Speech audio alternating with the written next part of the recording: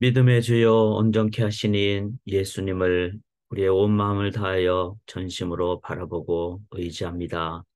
하루를 시작해 주신 하나님을 기억하며 하나님 아버지 앞에 살게 도와주시고 하나님 없이 사는 이 세상의 전쟁의 삶, 혼돈의 삶을 불쌍히 여겨 주셔서 예수 그리스도 우리의 구원자 되신 주님의 그 사랑, 십자가의 능력만을 의지하며 우리가 주의 구원을 복음을 나누며 사는 귀한 삶 살게 인도하여 주시옵소서. 이제 하루를 시작합니다.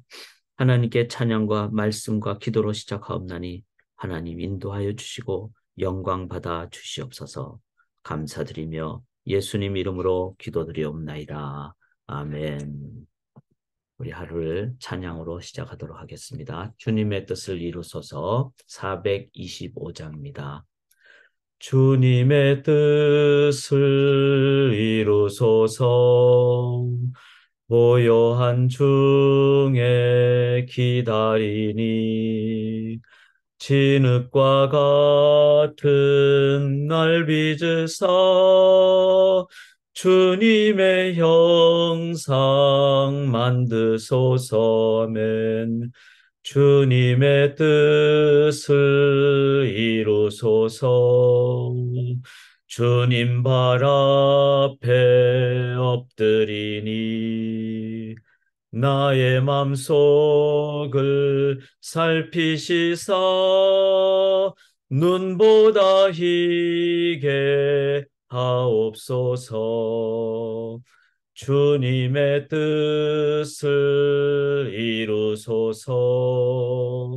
병들어 몸이 피곤할 때 권능의 손을 내게 펴사 강건케 하여 주옵소서. 주님의 뜻을 이루소서. 온전히 나를 주장하사 주님과 함께 동행함을 만민이 알게 하옵소서.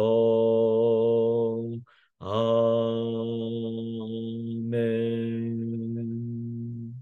주님 발 앞에 엎드리고 우리의 마음을 살펴주셔서 우리가 눈보다 희기를 간절히 기원합니다. 하나님의 말씀 앞으로 나가겠습니다. 오늘 함께 나눌 말씀은 열왕기상 14장 1절부터 20절까지가 되겠습니다. 이제 북쪽 이스라엘의 왕으로 소명을 받았지만 자기 욕망대로 행한 여로보암에 대한 하나님의 심판에 관한 내용이 되겠습니다. 심판에 관한 내용의 말씀이므로 우리가 좀 엄중하게 이 말씀을 제가 봉독할 때 같이 눈으로 마음으로 그렇게 봉독하시되 표준 세번역으로 봉독해 드릴 때 대조하며 더 이해되는 정확한 말씀 앞으로 나가겠습니다. 그때 여로보암의 아들 아비야가 병들어 누웠다. 여로보암이 자기 아내에게 말하였다. 변장을 하고 나서시오. 당신이 여로보암의 아내라는 것을 사람들이 알아차리지 못하도록 하고 실로로 가시오. 거기에는 아히야 예언자가 있어. 그가 바로 내게 이 백성을 다스리게 될 것이라고 말한 예언자요. 당신은 빵 10개와 과자와 꿀 한 병을 들고 그에게로 가시오. 그리하면 그는 이 아이에게 어떤 일이 일어날 것인지를 당신에게 알려줄 것이요. 여로보암의 아내는 그와 같이 하고 실로로 가서 아히야의 집에 이르렀다. 아히야는 나이가 들어서 눈이 어두워졌으므로 사람을 잘 알아보지 못하였다. 주님께서 아히야에게 미리 말씀하셨다. 여로보암의 아내가 자기의 병든 아들의 일을 물으려고 네게로 올 것이다. 너는 그에게 내가 일러준 대로 말하여라. 그는 올 때에 변장을 하고 다른 사람인 것 같이 차릴 것이다. 왕의 아내가 문에 들어설 때에 아히야는 그의 발소리를 듣고 이렇게 말하였다. 여로보암의 부인께서 오신 줄 알고 있습니다. 들어오십시오. 그런데 어찌하여 다른 사람인 것처럼 변장을 하셨습니까? 불행하게도 좋지 않은 소식을 전해야 하겠습니다. 집으로 돌아가셔서 여로보암에게 이 말을 전하십시오. 나 주 이스라엘의 하나님이 말한다. 내가 너를 백성 가운데서 높여서 내 백성 이스라엘의 지도자로 임명하였고 다윗의 가문으로부터 왕국을 쪼개어서 네게 주었지만 너는 내 종 다윗처럼 살지 않았다. 다윗은 내 명령을 지키고 내가 보기에 올바르게 행동하였으며 마음을 다해서 나를 따랐다. 그러나 너는 너보다 앞서 있던 모든 왕들보다 더 악한 일을 하여서 다른 신들을 만들고 우상을 부어 만들어서 나의 분노를 격발시켰다. 결국 너는 나를 배반하고 말았다. 그러므로 내가 여로보암의 가문에 재난을 내리겠다. 여로보암 가문에 속한 남자는 종이거나 자유인이거나 가리지 않고 이스라엘 가운데서 모두 끊어버리겠다. 마치 사람이 쓰레기를 깨끗이 쓸어버리듯이 여로보암 가문에 사람을 하나도 남기지 아니하고 다 쓸어버리겠다. 여로보암에게 속한 사람으로서 성읍 안에서 죽은 사람들은 개들이 먹어치울 것이고 성읍 바깥의 들에서 죽은 사람들은 하늘의 새들이 와서 쪼아 먹을 것이다. 이것은 나 주가 하는 말이다. 이제 일어나서 집으로 돌아가십시오. 부인이 성읍 안에 들어설 때 아이는 곧 죽을 것입니다. 그런데 온 이스라엘은 그의 죽음을 애도하며 장사를 지낼 것입니다. 여로보암 가문에서는 그 아이만이 주 이스라엘의 하나님께서 보시기에 착하게 살았으므로 여로보암의 가문에 속한 사람 가운데서 그 아이만 제대로 무덤에 묻힐 수 있을 것입니다.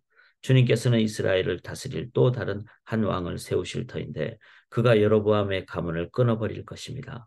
이 일은 오늘 지금 이 순간에 일어날 것입니다. 주님께서는 이스라엘을 쳐서 물가의 갈대가 흔들리듯이 흔들리게 하실 것이며 그들이 아세라 목상을 만들어서 주님의 분노를 샀으므로 조상들에게 주신 이 좋은 땅에서부터 이스라엘을 뿌리째 뽑아내어서 유프라테스 강 저쪽으로 흩으실 것입니다. 여로보암은 자기도 죄를 지었을 뿐만 아니라 이스라엘까지 죄를 짓게 하였으므로 주님께서는 여로보암의 죄 때문에 이스라엘을 버리실 것입니다. 여로보암의 아내는 일어나서 그곳을 떠나 디르사로 돌아갔다. 그가 집 안으로 들어설 때 그 아이가 죽었다. 온 이스라엘은 그를 장사 지내고 그의 죽음을 슬퍼하며 애곡하였다. 모든 것은 주님께서 그의 종 아히야 예언자를 시켜서 하신 말씀대로 되었다. 여로보암의 나머지 행적 곧 그가 전쟁을 어떻게 하고 또 나라를 어떻게 다스렸는가 하는 것은 이스라엘 왕 역대 지략에 기록되어 있다. 여로보암은 22해 동안 다스린 뒤에 조상들과 함께 잠들고 그의 아들 나답이 그의 뒤를 이어서 왕이 되었다. 아멘. 살아계신 하나님의 말씀입니다. 오늘 우리가 함께 읽었듯이 어, 여로보암에 대한 심판입니다. 그리고 여로보암이 다스리고 섬긴 북쪽 이스라엘에 대한 그 심판이 될 수 있습니다. 왜냐하면 지도자가 잘못했을 때 그 나라 자체가 어려움을 있기 때문에. 그래서 항상 저희가 지도자를 위해서 기도해야 됩니다. 여로보암에게 준 그 심판의 내용이 우리가 1절에 보면 알듯이 여로보암의 아들 아비야, 아들이 병들게 된 것입니다. 그리고 이 병은 결국 나중에 죽음을 갖게 되는데 이것을 보면서 하나님의 뜻대로 살지 않았을 때 그게 죄죠. 그러니까 죄라는 것은 내 마음대로 사는 것이 아니라 근본적으로 하나님을 떠난 것이 죄입니다. 그래서 내 삶에 하나님 중심으로 하나님 뜻대로 그렇게 사는 삶을 우리가 사는 것에서 내 마음대로 살고 소명대로 살지 않고 그렇게 됐을 때 그것이 죄고 그 죄의 결과는 죽음입니다. 우리가 바로 아들의 죽음도 우리가 알고 있고요. 그 다음에 죄의 삭은 사망이라 그랬고, 그리고 정령 죽으리라는 그 에덴 동산의 말씀도 있고, 오늘 본문에서도 1절에 아들 아비야가 병들어서 나중에 죽게 되는 이런 것을 보면서 우리들의 삶에 이 죄에 대한 무서운 경고, 죄의 무서움은 죽음입니다. 그런데 그 죽음이 단순히 이 땅에서 딱 목숨을 다 끝내고 그냥 없어지고 그게 아니라 영원한 죽음이죠. 즉 하나님 떠난 그 지옥의 삶을 영원히 갖게 되는. 차라리 없어진다면은 그것도 안 좋지만 없어진다면은 그렇다면은 육체의 죽음으로 인생이 끝난다면은 다 없어져 버리는 거니까 아픔도 없어져 버리는 거니까. 그런데 그게 아니라는 거예요. 부자와 나사로 얘기에서도 볼 수 있듯이 어, 죄를 지었을고 회개하지 않는, 해결하지 않은 그랬을 때는 영원한 죽음, 영원한 고통, 영원한 하나님을 떠난 죽음이 하나님을 떠난 거죠. 그것이 영원한 지옥이고 영원한 고통이고. 자, 이것을 우리가 기억하시면서 어, 우리의 삶에 하나님을 떠난 것이 죄고 그 죄는 죽음이다. 영원한 죽음이다. 영원한 고통이다. 이것을 기억하며 우리가 하나님을 이 시간도 의지하고 또 복음을 전하며 그렇게 삶을 살아가기를 원합니다. 중요한 것은 내 마음 중심으로 하나님을 의지해야 된다는 거죠. 우리가 살면서 인간의 죄성도 있고 세상의 유혹도 있고 또 이 세상의 연약함도 있기 때문에 이것이 죄다라는 것을 우리들이 깨닫는 것이 중요합니다. 그리고 하나님 앞에 넘어졌을 때 하나님 의지하고 나왔을 때 우리는 다시 하나님의 힘을 얻게 되는 여기에 진정한 마음으로 그리고 진실한 마음으로 하나님 의지하고 나아갈 때 하나님께서는 이제 저희를 점점 그리스도의 장성한 분량에 이르기까지 자라게 해 주십니다. 그러나 마음 중심이 지금 여로보암은 어떻게 되죠? 자기 아들 아비야가 병들게 됐을 때 그때 이제 어떡합니까? 그 아들을 살리려고 아내에게 이제 자기의 원래 예언한 선지자 아히야에게 가서 그리고는 변장하고 가게 하죠. 그리고는 떡 10개와 과자와 꿀 한 병을 가지고 그리고 가서 좀 얘기해 달라고. 이거는 뭐죠? 부모의 마음은 이해가 갑니다. 그러나 여로보암은 이 상황에서 하나님께 모든 것을 의지하는 것이 아니라 이 아히야 선지자를 이용해서 그 능력을 사용해서 자기 아들의 그 회복을 좀 구하려고 하는 이거는 뭐죠? 중심에 참된 하나님을 의지하는 참된 회개가 아니라 자기가 이기적으로 거짓 회의책을 써서 그렇게 해서 자기 중심적으로 아들을 고치려고 하는 하나님을 이용하는 이제 그런 부분은 하나님은 우리의 마음을 중심을 보신다. 그래서 이 시대에 우리가 하나님 앞에 정말 진실하게 참된 마음 중심의 삶을 신앙의 삶을 살아가는 것이 중요합니다. 그래서 오늘 개인 기도하실 때 하나님 앞에 내 마음을 다 까려는 그것이 중요합니다. 어떤 죄악을 졌다 할지라도 심지어는 가룟 유다 같은 죄악을 졌다 할지라도 예수님 앞에 돌아와서 의지할 때 주님은 받아주신 줄 믿습니다. 억만 죄악을 위해서 대신 돌아가신 분이시기 때문에 14절에 보시면 14장 4절에 보시면은 이러한 속임수로 들어오는 어, 여로보암 그리고 그 아내를 향해서 하나님은 어떻게 인도를 하십니까? 아이야가 이미 이제 나이가 많아 눈이 어두워졌다 그랬고 그런데 미리 하나님은 14장 5절에 아이야에게 말씀하시죠. 이 여자가 올 것이다. 다른 사람이 차고 올 것이다. 그럴 때 너는 그 하나님의 말씀대로 전하라. 그래서 14장 6절에 보면 네가 어찌하여 다른 사람인지 아느냐. 내가 명령을 받아 흉한 일을 네게 전하리. 즉 마음 중심으로 하나님을 섬기지 않은 그 여로보암과 그 부인을 향해서 하나님의 심판의 말씀을 하십니다. 14장 8절에 보면 나를 다윗의 집에서 찢어내어 네게 주었거늘 너는 내 종 다윗이 내 명령을 지켜 전심으로 나를 따르며 나보기에 정직한 일만 행하였음과 같지 아니하고 자 처음에 이 여로보암에게 주신 것은 뭐죠? 북쪽 이스라엘을 왕으로 삼을 수 있도록 아이야 선지자를 통해서 그렇게 예언을 해주셨죠.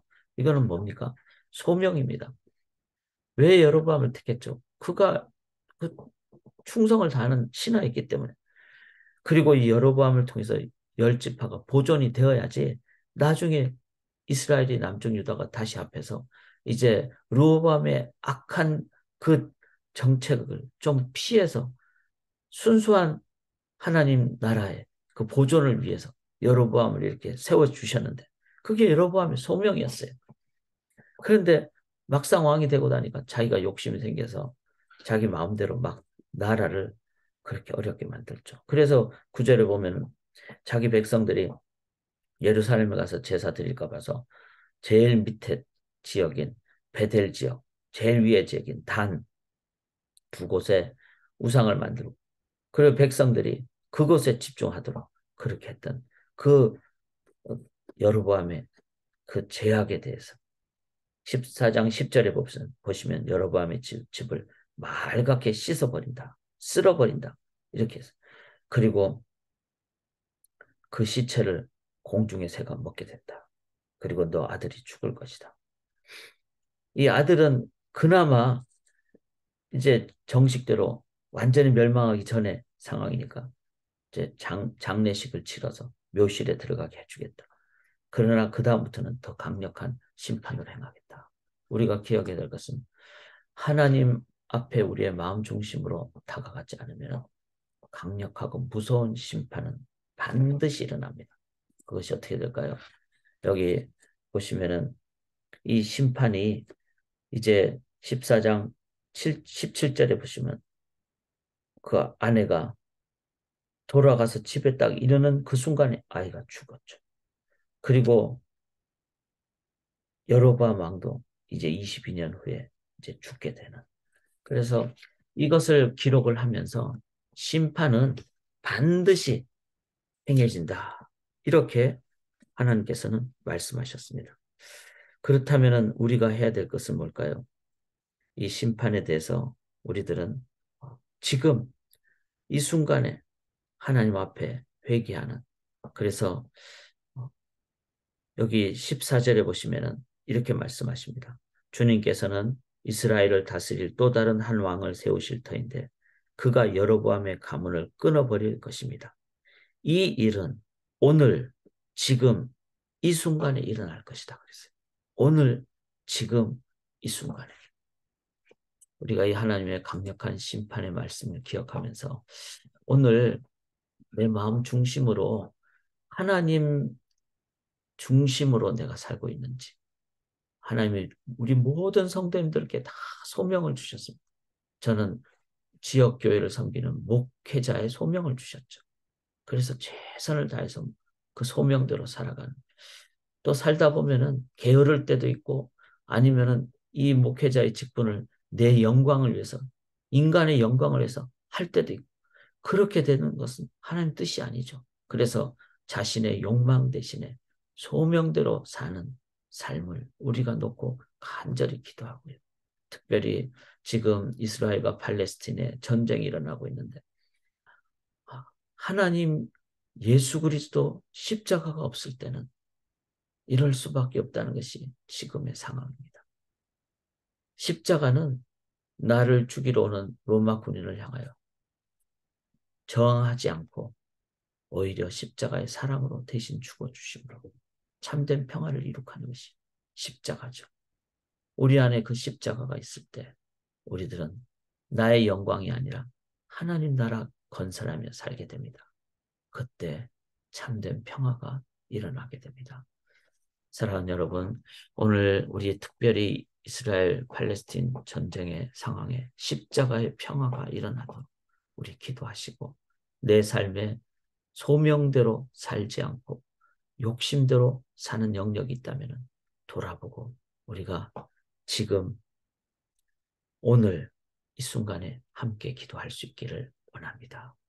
하나님은 우리를 붙잡고 사용하시되 깨끗한 그릇을 사용하여 주실 줄 믿습니다. 하나님 아버지, 이제 일터 현장으로 가는 월요일입니다. 오늘은 콜럼버스 데이입니다. 참 신대륙을 발견해서 기쁘지만 그것이 정말 인간의 욕심으로만 될 때는 이미 살고 있는 원주민들에게는 가장 슬픈 날이 됩니다. 하나님, 그래서 원주민의 날이기도 한 이 날을 기억하며 서로 돌아보고 사랑과 선행을 격려하는 예수님의 마음으로 인종을 넘어 민족을 넘어 세대를 넘어 지역을 넘어 이념을 넘어 십자가만 들고 나아가는 저희들 되게 도와주시옵소서. 그 십자가로 참 평화가 이스라엘 땅에 팔레스틴 땅에 전 세계 저희 지역에 저희의 개인의 삶에 이룩되게 도와주시옵소서.